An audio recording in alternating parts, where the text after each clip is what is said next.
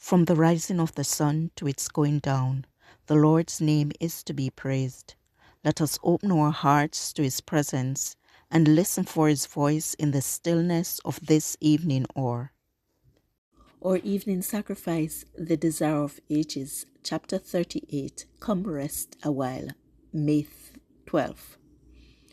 With voices full and strong, as ocean surging praise, send forth the sturdy hymns of old, the psalms of ancient days.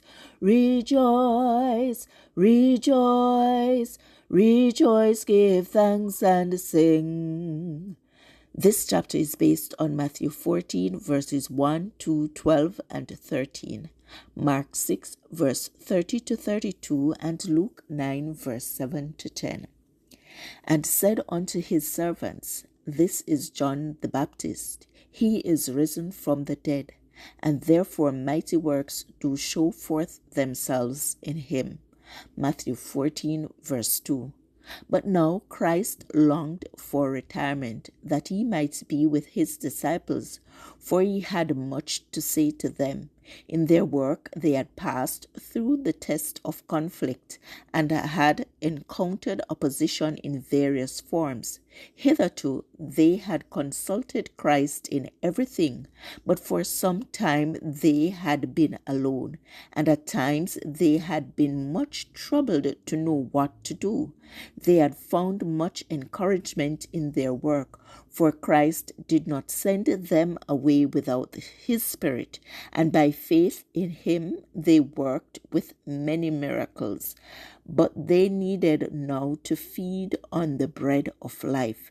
They needed to go to a place of retirement where they could hold communion with Jesus and receive instruction for future work.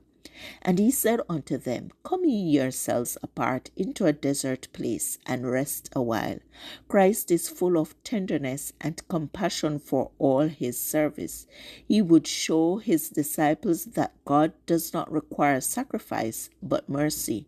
They had been putting their whole souls into labor for the people, and this was exhausting their physical and mental strength. It was their duty to rest.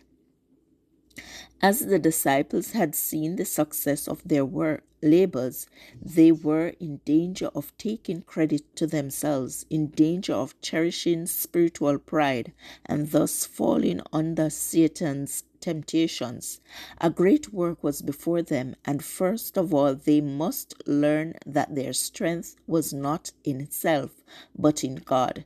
Like Moses in the wilderness of Sinai, like David among the hills of Judea, or Elijah by the brook Cherith, the disciples needed to come apart from the scenes of their busy activity to commune with Christ, with nature, and with their own hearts.